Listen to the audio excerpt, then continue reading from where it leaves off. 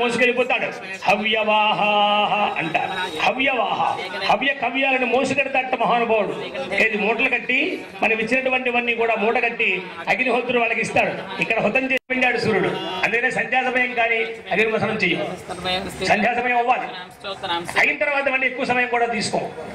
అక్కడ వెళ్ళి వచ్చాను, అప్పుడే ప్రారంభమైపోయింది. ఇక్కడ 5 నిమిషాలు అంతే. వెంటనే పడిపోయి హోమం, ధ్యానం, అలాగే నామ సంకీర్తనం ఇవన్నీ ఉన్నాయి. వాటన్నింటిలోనూ కూడా హోమము చాలా ప్రధానమైంది. అగ్ని సంబంధమైనటువంటి హోమం. దాంట్లో ఇందాక మనం చెప్పుకున్నట్టుగా అనేకమైనటువంటి ద్రవ్యమనండి, అభిష్టనండి, ఆజ్యమనండి, ధాన్యమనండి, ఇట్లా రకరకాలైనటువంటి పదార్థాలన్నీ కూడా మనం దాంట్లో హోమంలో వినియోగిస్తాం. అనేక ఔషధులు, పుష్పములు ఇవన్నీ కూడా మనం దాంట్లో హోమంలో వినియోగిస్తాం. ఇవన్నీ కూడా అగ్నిహోత్రుడు ఆయా దేవతలకు అందజేస్తాడు అని వేదం ప్రమాణం. ఇందాక మనం చెప్పుకున్నాం. కాబట్టి దాన్ని చాలా భక్తితో, శ్రద్ధతో, విశ్వాసంతో చేయాలని కోరుతూ ఉన్నాము. హోమాన్ని మనం ప్రారంభించుకుంటూ ఉన్నాం. నమస్కారం చేసుకోండి అందరూ కూడా.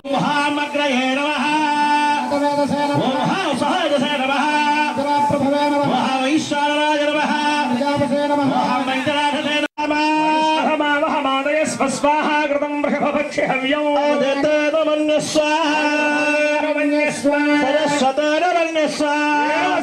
ప్రసుమా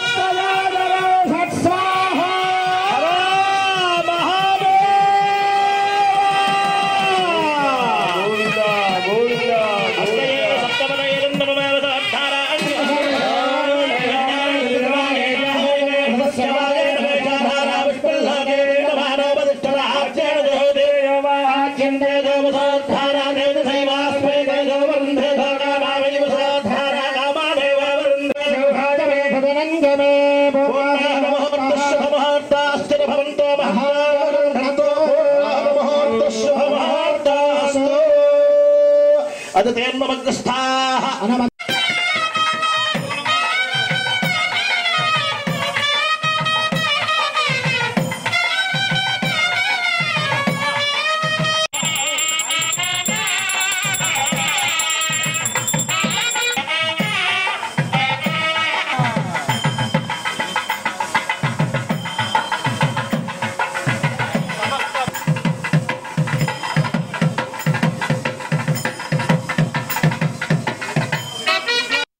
గమన గోదావరి సమీరణ సమీరతాక్షర తరంగిణి తరంగిణ సుజగరణ సుజగరణందరాయ మంగళకాంతాయ అభ్యంతర వివిధ చరితాశ్చర్య వచన నిజనరిత కలకలాయ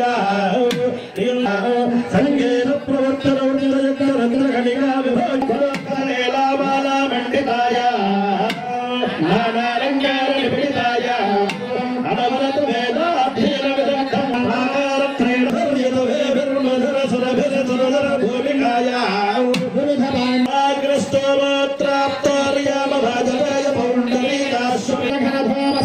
శ్యామాయమాన గగన మండలాయ హంస ముఖ్య పక్షిగణ పక్షిరతి విక్షేపణ ప్రక్షుబ్ధ పాదోదర సందోహస్యందమాన లక్షద లక్షిత రాజా రాష్ట్ర ఆదినారోగ్య ఐశ్వర్య సౌభాగ్య మహోత్సవ మంగళ భేరీదాడన కర్మణి స్వస్తి సమస్త భువన రక్షా విచక్షణ దాక్షాజనీకర పల్లవ కలిత లలిత నిర్మాణ రాజమణి గణ ఖచిత వలయ రుచని గణ ప్రసరణ శ్యామాయ శ్రీ గౌరీ దేవ్యా అంకురారోపణ పూర్వక భేరీదాడనోత్సవారోహణాది తీర్థాంజ పంచదిన మహోత్సవ అంతరాజ నివారణ కారణ శివచరణ పరిచరణ పవిత్రాచరణ గణన యాత్రాయాం లోక పవిత్రాయాం హరజవాస్త మధ్యమత్తే రుద్రః ఆత్మత్రే విష్ణుః పార్వతీ దక్షిణతలే సరస్వతీ లక్ష్మీ పూర్వదలే శ్రీదేవి కొడుకుని పిలుస్తున్నాడు.